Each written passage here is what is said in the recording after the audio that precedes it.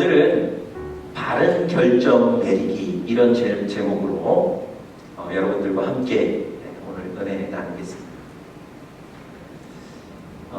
제게 누님 한 분이 계신데요. 저보다 훨씬 일찍 미국에 유학을 오셔서 공부를 하셨습니다. 방학 되면 한국에 나오잖아요. 그러면 제가 공항에 나가서 누님을 데려오고, 또 방학이 끝날 때쯤 미국에 갈 때는 다시 제가 공항에 데려다 주고 그런 일을 했습니다. 또 가끔 저희 부모님이 미국이나 외국에 나갈 일들이 있으셨는데요. 그때 되면 제가 부모님 공항에 모셔다 드릴 때도 있었고, 또 돌아오실 때는 제가 또 공항에 마중 나가서 다시 모시고 집에 돌아올 때도 있었습니다. 항상 공항에 나가는 게 제 일이었습니다. 그래서 저는 제가 비행기를 타고 외국에 나가서 무언가를 할 거라고는 생각하지 못했어요. 어느 날 저희 누님이 전화를 하시면서 너도 미국에 와서 한번 공부를 해봤으면 좋겠다 이렇게 저한테 제안을 하셨습니다. 근데 그 얘기 듣고 나까지 무슨 미국에 가서 공부를 해야 되나 이런 생각 때문에 사실 중요하게 생각하지 않았어요. 그런 일은 남의 일이고 제 일은 아니라고 생각했어요. 그런데 그 누님이 저에게 권유하신 그 말이 제 마음을 떠나지를 않는 거예요. 어느 순간 제 마음에 유학에 대한 흥미도 좀 생기고 뭔가 모를 좀 기대 같은 것도 생기더라고요. 그래서 제가 그때부터 하나님께 어떤 결정을 내려야 됩니까? 그러고 고민하고 하나님께 묻기를 시작했습니다. 그렇게 기도하고 말씀 보기를 시작했어요. 어느 저녁에 제가 신학교 도서관에서 공부하면서 하나님께 제가 이렇게 기도했습니다. 하나님, 제가 정말 누나처럼 미국에 가서 공부하기를 원하시면 누군가 다른 사람을 통해서 유학 가야 된다는 좀 권유를 듣게 해주십시오. 이걸 하나님의 사인으로 알겠습니다. 제가 그렇게 기도를 하고 저녁 시간이니까 학교 식당에 저녁을 먹으러 나갔어요. 근데 저녁 시간이니까 친한 동료들은 이미 다 집에 가서 저녁 시간에 같이 먹을 동료가 없었습니다. 혼자 식당에 갔는데 마침 저처럼 혼자 식사하는 사람이 있더라고요. 그래서 같이 그분이랑 식사를 같이 하게 됐는데, 여러분 생각해 보십시오. 처음 모르는 사람하고 같이 둘이 앉아서 밥 먹는 게 얼마나 어색한 일입니까? 이분은 사회생활 하시다가 고등학교 교사를 하시다가 늦게 신학교에 오신 분이세요. 저랑 같은 수업을 들었는데 워낙 학생이 많으니까 얼굴만 그냥 본 거예요. 이분이 워낙에 질문도 많으시고 어려운 질문을 많이 하셔서 제가 이분 얼굴을 알고 있어요. 얘기는 한 번도 해본 적이 없습니다. 이분하고 둘이 마주 앉았는데요. 갑자기 이분이 저에게 남전도사님, 전도사님 미국 가서 유학 가서 공부 한번 해보는 거 어때요? 이렇게 얘기를 하시더라고요. 여러분 처음 얘기해 보시는 분이 저에게 갑자기 미국 유학 가서 공부하시는 게 어떠냐고 그 권유를 저한테 하시더라고요. 나중에 알고 보니까 이분이 사실은 공부에 대한 욕심이 있으셨던 분이에요. 그래서 유학에 대한 열정은 있으셨는데 이미 본인은 나이가 많고 또 키울 아이들이 많아서 본인은 유학 가기가 어려우시다는 거예요. 그런 열정은 있으셨고, 그러면서 그날 저에게 전도사님 유학 가서 공부하시는 게 어떻습니까? 이렇게 얘기를 하시더라고요. 여러분 제가 그날 저녁에 밥 먹으러 갔다가 하나님의 응답을 받았습니다. 제 기도의 응답을 받았어요. 사실 그런 과정을 거쳐서 제가 준비해서 미국에 오게 됐습니다. 그런데 미국에 와서 신학 공부하는 것만이 다가 아니었어요. 여러분들 지금 저 보시는 대로 제가 미국 이민교회에 목사가 되어서 지금 목회하고 있습니다. 제가 미국에서 목회한다고는 생각지도 못해봤습니다. 그런데 미국에 유학 오겠다는 그 결정이 사실은 제 인생을 지금 이끌어가는 거예요. 미국에 와서 공부하겠다고 했던 그 결정이 지금 제 인생을 만들어가는 거예요. 그럼 결정이 대단히 중요한 겁니다. 제가 저 동부 지역의 노스캐롤라이나에서 한 10여 년 목회하고 지금 이 서부의 네바다 리노에 와서 또 목회하고 있는데요. 이 모든 것은 결정이라는 과정을 통해서 지금 이루어진 일입니다. 결정이 만들어가는 거예요. 그런 의미에서 여러분, 결정이 얼마나 중요합니까?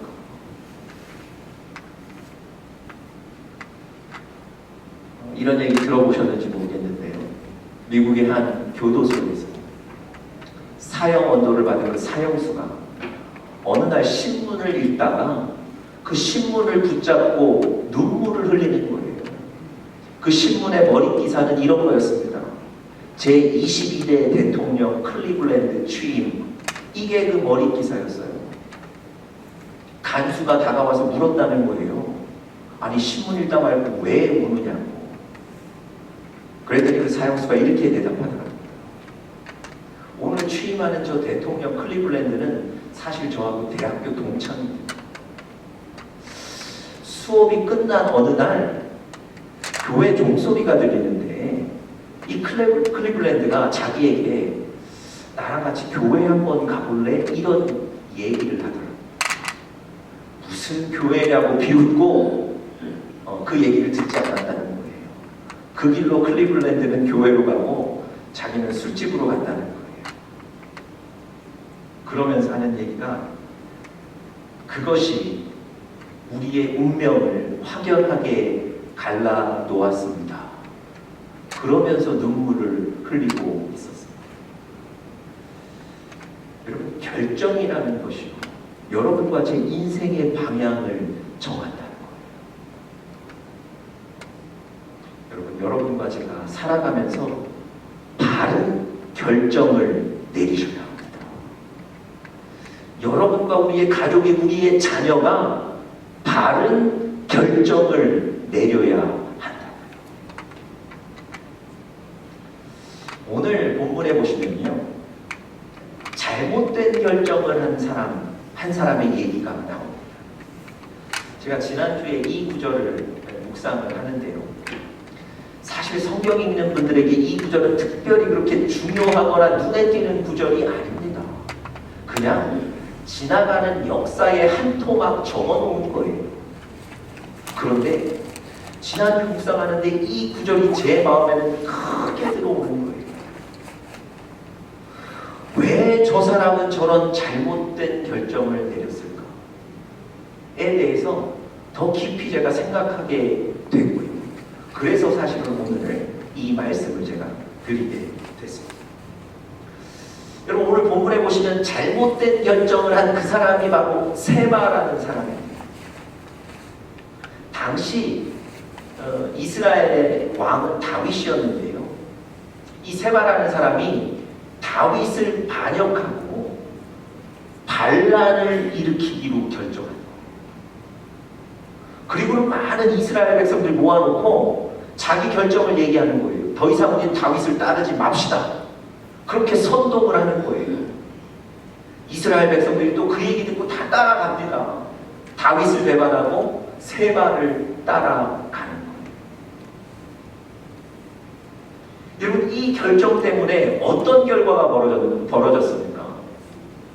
하나가 돼야 되는 이스라엘이 이 결정 때문에 분열되는 거예요.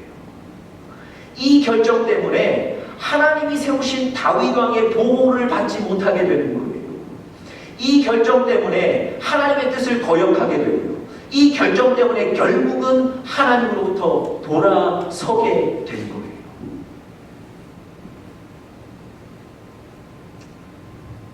여러분, 얼마 시간이 지나지 않아서 이 세바를 따라갔던 그 이스라엘 사람들이 저게 잘못된 결정이었구나를 깨닫게 돼요.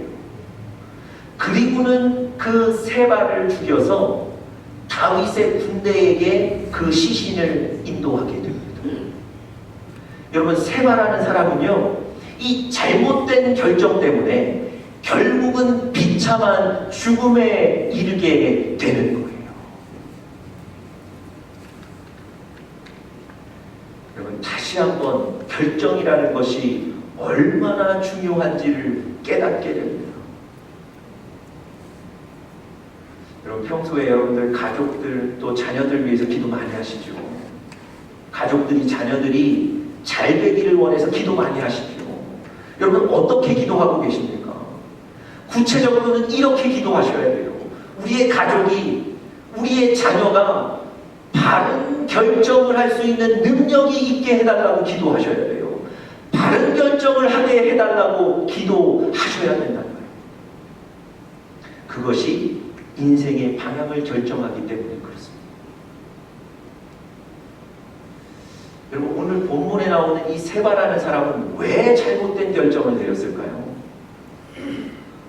왜 그 비참한 죽음에 이르게 하는 그 잘못된 결정을 내렸을까요? 역으로 우리는 어떻게 바른 결정을 내릴 수 있을까요?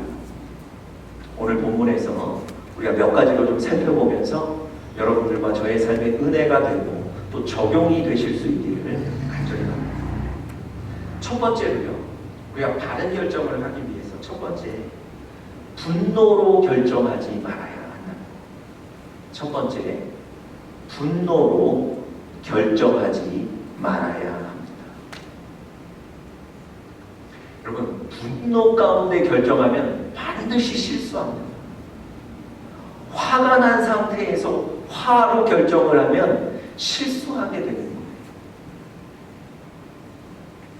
여러분, 오늘 본문의 배경을 제가 좀 잠시 설명드리겠습니다. 그 당시 왕이 다윗이라고 말씀드렸죠. 그런데 이 다윗이 아들 압살롬이 아버지의 자리를 차지하기 위해서 반란을 일으켜서 이 다윗이 예루살렘 왕궁에 머물지 못하고 잠시 피해 있었던 때였습니다.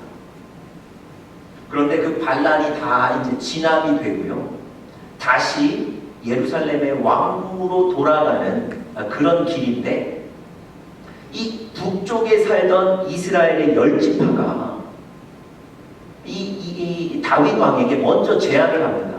당신이 지금은 피해가 있지만 당신은 우리의 왕이니 다시 궁전으로 돌아오셔야 합니다. 그러니까 이 이스라엘의 북쪽에 살던 이스라엘의 10지파가 다윗을 다시 왕의 자리에 복귀시키는 계획을 하고 진행을 시키고 있는 거예요. 그런데 중간에 남쪽에 살던 유다 지파 사람들이 끼어들어서 자신들이 그 일들을 진행하는 거예요. 예루살렘으로 오기 위해서는 요단강을 건너야 되는데 요단강에 건널 배도 자기들이 제공하고 다윗 옆에서 다윗을 다 보호하고 유다 사람들이 다 보호하고 있는 거예요. 여러분, 이것 때문에 북이스라엘의 10지파가 화가 난 거예요. 여러분, 사실 북쪽에 살던 10지파나 남쪽에 사는 유다지파나 다 이스라엘의 똑같은 한 백성입니다. 누구든 왕을 도울 수 있는 거죠. 그런데 이 북쪽에 살던 유다의 10지파가 유독 유다지파에 대해서 이렇게 민감하게 반응하는 이유가 뭐냐면요, 다윗이 유다지파 출신이거든요. 다윗이 유다지파 출신이기 때문에 다른 지파들은 보호하지 않고 다른 지파들은 배려하지 않고 이 다윗이 유다지파만 보호하고 유다지파만 배려한다고 생각했던 거예요. 그래서 북쪽에 살던 이스라엘 10지파가 화가 난 겁니다. 오늘 본문 1절에 보시면요, 세바의 얘기에서 그 사실을 잘 우리가 이해할 수 있습니다. 세바가 이렇게 얘기해요.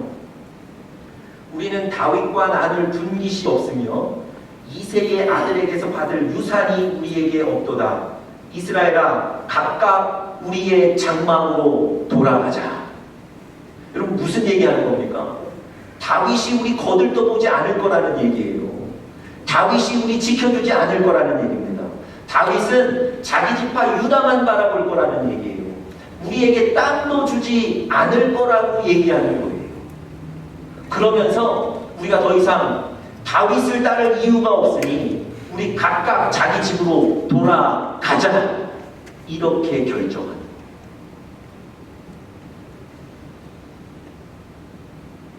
여러분, 자신들이 이 일을 진행하고 계획했는데 그 공로도 없어졌죠. 다윗이 유다 지파만 바라보는 것 같아서 서운한 마음도 생겼죠. 그것 때문에 지금 분노하고 있는 거예요. 화가 나는 거예요. 여러분, 이 세바가 기도하면서 하나님께 묻고 신중하게 결정하는 게 아닙니다. 화가 난 상태에서, 분노한 상태에서 결정해 버린 거예요. 분노한 상태에서 결정한 이것 때문에 결국은 비참한 죽음을 맞는 겁니다. 여러분, 세바가 이 결정을 했을 때 마음이 시원했을지는 몰라요. 당장 유다 지파보다 우리가 숫자가 워낙 많기 때문에 다윗과 유다 지파들에게 우리의 힘을 과시했다는 의미에서 마음이 좀 편했을지는 모르겠습니다. 그런데 그 결정이 잘못된 결정이었다는 거예요.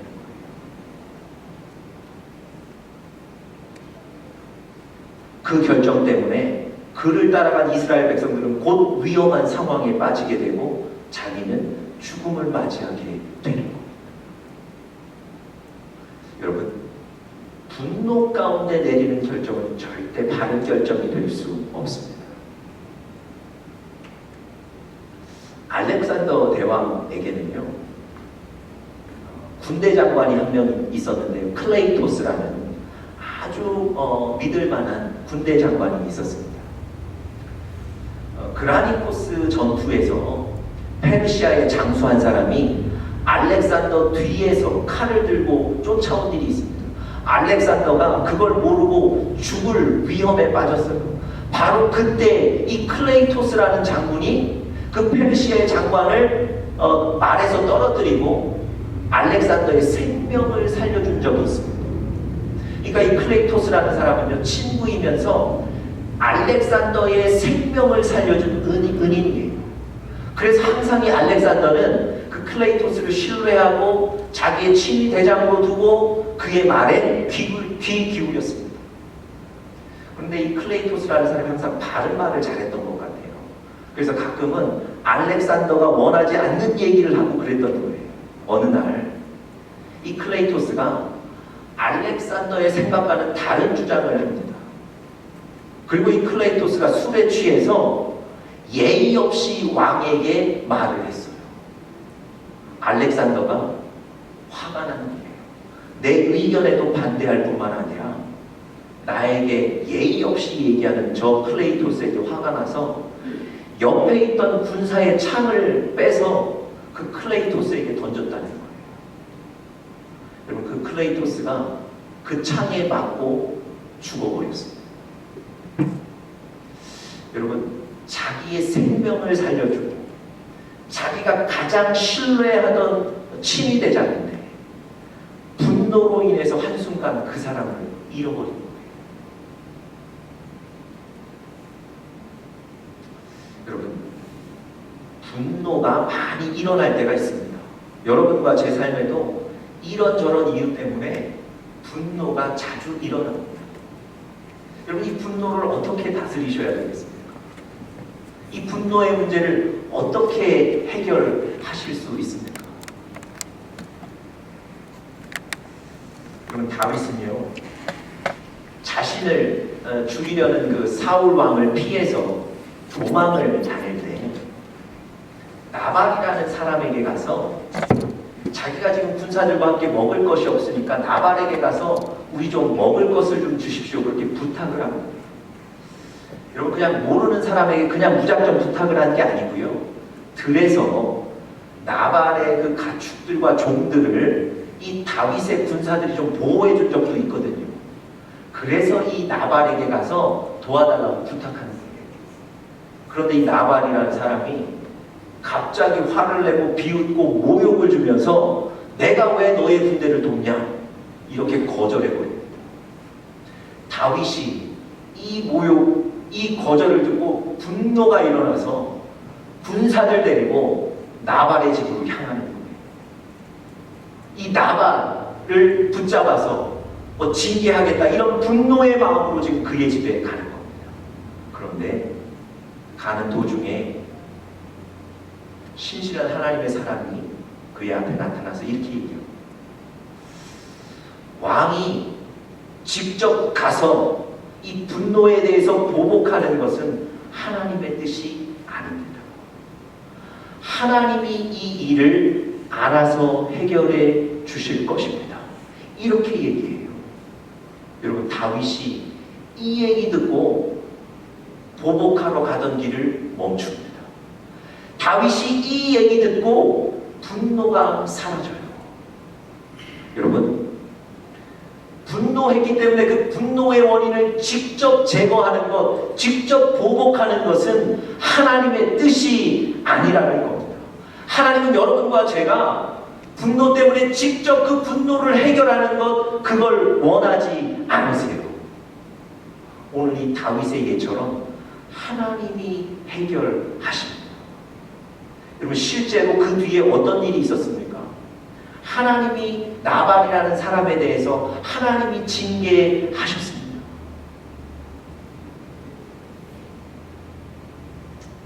여러분, 분노의 원인, 그 분노의 문제는 하나님이 해결하실 것입니다. 분노의 순간에 이런 하나님을 기억하시고 이 하나님께 맡기셔야 합니다. 우리 속에 있는 분노를 이렇게 다스리셔야 돼요. 여러분, 선지자 예레미야가 자기를 존경하는 많은 사람들 앞에서 거짓 선지자에게 모욕을 당해요. 자기는 하나님께 부름받은 진짜 선지자인데 하나님께 부름받지 않은 가짜 선지자가 많은 사람들이 보는 데서 이 예레미야에게 모욕을 주고 치욕을 안겨주는 거예요. 얼마나 분노했겠습니까? 더군다나 많은 사람이 보고 있는데 얼마나 분노가, 예레미야에게 분노가 일어났겠습니까? 지금 이 상황에서 무언가 반응하지 않으면, 무언가 보복하지 않으면 예레미야를 존경하며 따르던 사람들이 실망할 거예요. 아니, 예레미야가 혹시 거짓 선지자가 아닌가 오해할 수도 있다는 거예요. 지금 이 상황에서 뭔가 따끔하게 보여줘야 돼요. 근데 여러분, 예레미야가 이 상황에서 어떻게 했는지 아세요? 우리 예레미야 28장 11절 말씀 우리 같이 스크린에 있는데요. 한번 같이 읽어보겠습니다. 시작. 선지자 예레미야가 자기의 길을 가니라. 여러분, 지금 그 모욕 때문에 분노한 상태인데 그곳에서 바로 어떤 반응을 보이지 않고 그냥 자기 갈 길을 갔다는 거예요. 아니, 여러분, 사람들 앞에서 욕이라도 한마디 해줘야 자기 권위가 좀 살 텐데 그런 건 아무것도 하지 않고 그냥 뒤돌아서 자기 길을 갔다는 거예요. 여러분, 그 사람에게 뭔가 이렇게 좀 보복할 용기가 없었을까요? 받은 모욕이 너무 커서 창피해서 고개를 들 수 없었을까요? 그렇지 않습니다. 예레미야에게는 한 가지 믿음이 있는 거예요. 하나님이 지금 이 사건을 알고 계시고 이 사건은 하나님께서 해결하실 것이다. 그리고는 선지자로서 자기 길을 다시 가는 거예요. 여러분, 실제로 이 장면 이후에, 자기 길을 간 이후에 바로 어떤 일이 일어나는 줄 아세요? 하나님이 예레미야에게 오셔서 지금 그 모욕당한 그 사건에 대해서 얘기하시고 그 모욕을 준 거짓 선지자에 대해서 어떻게 징계하실 것이라고 말씀하세요. 그리고 하나님이 그 거짓 선지자를 하나님의 방법으로 하나님이 징계하셨습니다. 여러분, 하나님이 아세요. 하나님이 그 분노의 사건과 순간을 다 아시고요. 그 분노의 문제를 어떻게 해결할지 하나님이 아세요. 그 하나님께 맡기시는 여러분들 되시기를 간절히 축복합니다. 분노 가운데 결정하지 마시고 잔잔히 하나님께 맡기심으로 분노를 다스리시기를 간절히 바랍니다. 분노의 순간에 말도 행동도 자제하셔야 돼요. 두 번째로요, 우리가 바른 결정을 내리기 위해서 두 번째, 하나님의 말씀을 떠나서 결정하지 말아야 합니다. 여러분, 다윗은 분명히 하나님이 세우신 왕이에요. 여러분, 북쪽에 살던 이스라엘의 10지파가 그 사실을 너무 잘 알고 있습니다. 사울이 전쟁에 나가서 전사한 이후에 이스라엘의 왕이 없어졌잖아요. 그때 다윗을 이스라엘의 왕으로 삼은 사람들이 누군지 아세요? 이 이스라엘의 10지파예요. 하나님이 이미 다윗에게 기름 부으셔서 다윗을 왕으로 삼으셨다는 걸 알고 있었거든요. 그래서 사울이 죽자마자 이 이스라엘의 10지파가 다윗에게 가서 당신이 우리의 왕이 되어주셔야 됩니다. 이게 하나님의 말씀입니다. 그러고는 다윗을 왕으로 세운 사람들이 이스라엘 10지파란 말입니다. 그렇다면 하나님이 다윗을 왕으로 세운 걸 너무 잘 아는 사람이에요. 오늘 본문에 나오는 이 세바도 마찬가지입니다. 베냐민 지파 이 세바도요, 하나님이 다윗에게 기름 부으셔서 다윗을 왕으로 이미 삼으셨다는 걸 잘 알고 있는 사람이에요. 그런데도 불구하고 우리가 다윗을 떠나지 말고 다윗을 대항합시다, 이렇게 결정을 내려버린 거예요.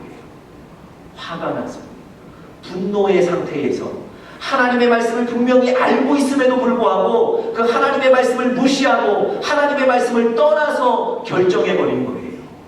하나님의 말씀을 떠나서 내린 그 결정이 그를 비참한 죽음으로 몰아갔다는 겁니다. 여러분과 제가 그리스도인이에요. 우리가 하나님의 자녀라는 말입니다. 그렇다면 여러분과 제가 하나님의 말씀을 근거로 해서 판단하고 결정하셔야 되는 거예요. 이게 우리 그리스도인들의 특권입니다.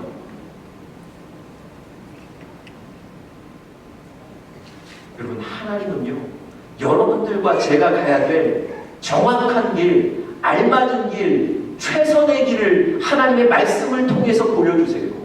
그래서 그 길을 가는 사람은 결단코 실패하지 않습니다.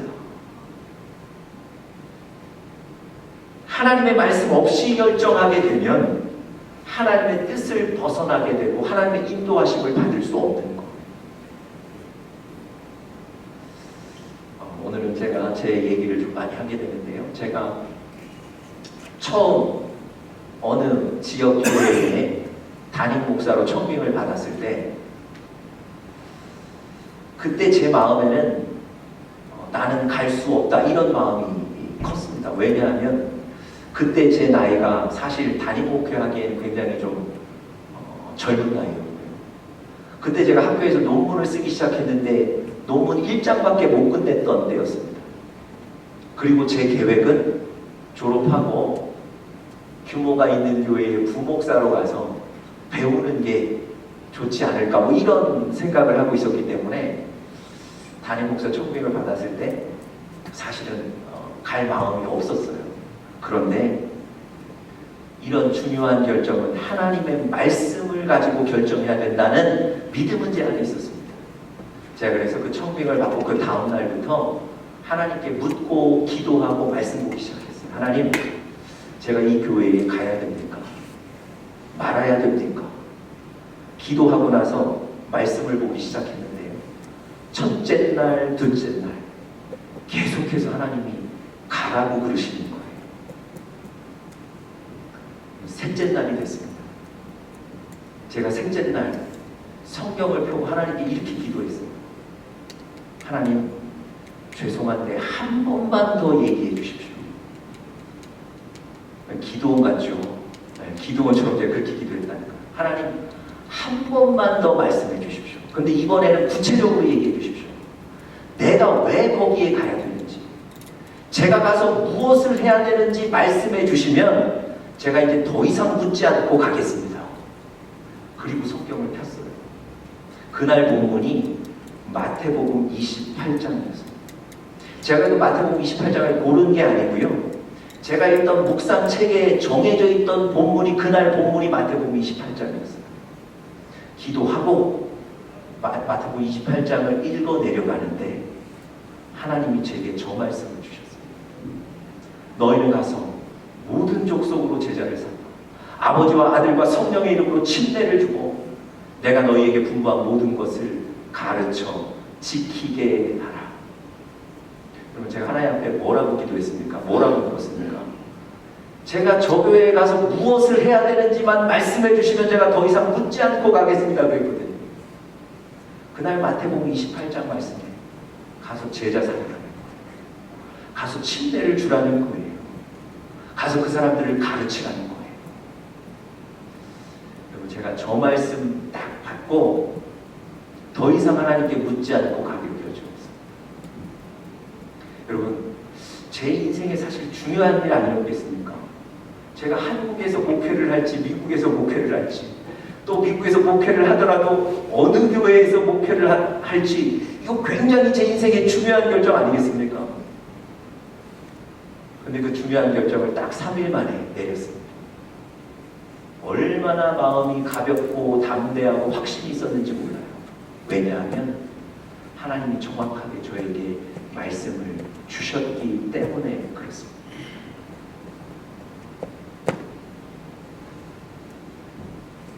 제 생각에는 안 가야 될 여러 가지 이유들이 많았는데요. 하나님은 가라고 저에게 정확히 말씀을 주신 것. 하나님 말씀에 따라 근거를 가지고 결정하는 것. 그 길이 가장 정확하고 알맞은 길인 줄 믿습니다. 여러분, 결정하실 때 무엇이 여러분의 결정에 가장 중요한 요소입니까? 여러분, 결정하실 때 무엇 때문에 결정하십니까?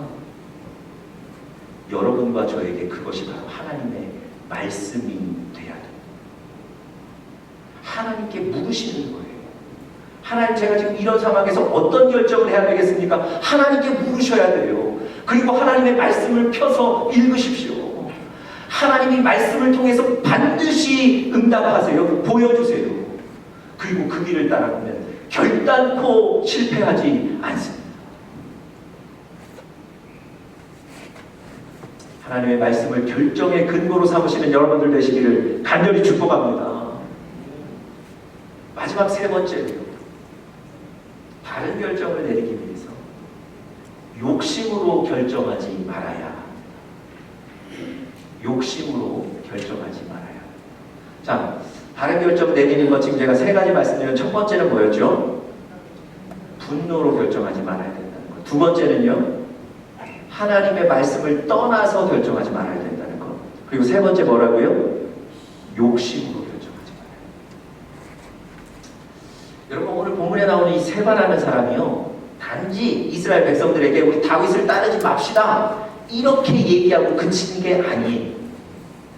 2절에 보시면 2절 제가 한번 읽어볼게요. 이에 온 이스라엘 사람들이 다윗 따르기를 그치고 올라가, 그 다음 뭐라고 되어 있습니까? 비그리의 아들 세바를 따랐다. 여러분, 다윗을 따르지 맙시다라고만 얘기하는 게 아니고요, 나를 따르십시오 여기까지 얘기하는 거예요. 무슨 얘기입니까? 왜 다윗만 왕이 될 수 있습니까? 왜 다윗만 존경받고 대접받을 수 있습니까? 나도 할 수 있다는 거예요. 나도 대접받고 존경받을 수 있다는 거예요. 나도 왕이 돼서 그 능력을 발휘할 수 있다는 거예요. 욕심으로 결정을 내린 거예요. 여러분, 욕심으로 내린 결정이 그의 인생을 비참하게 만든 거예요. 여러분, 여러분들과 저에게 사실은 다 욕심이 있습니다. 그런데요, 성경은 이 욕심에 대해서 굉장히 경계하세요. 조심해야 된다고 계속 말씀하세요. 제가 두 구절만 한번 소개해드려 볼게요. 자, 우리 한번 골로새서 3장 5절 우리 같이 읽어보겠습니다. 시작. 그러므로 땅에 있는 지체를 죽이라. 곧 음란과 부정과 사욕과 악한 정욕과 탐심이니 탐심은 우상숭배이라. 여러분, 탐심이라는 게 우리 안에 있는 욕심 아닙니까? 그것이 저 나열되어 있는 다른 죄들과 같은 그런 죄라는 거예요. 특별히 욕심은 우상숭배라고까지 말씀하시는 거예요. 그 다음 구절도 한번 보시겠습니다. 자, 같이 읽겠습니다. 시작. 그리스도 예수의 사람들은 육체와 함께 그 정욕과 탐심을 십자가에 못 박았다. 여러분, 십자가에 못 박아야 될 우리의 죄들이 있지 않습니까?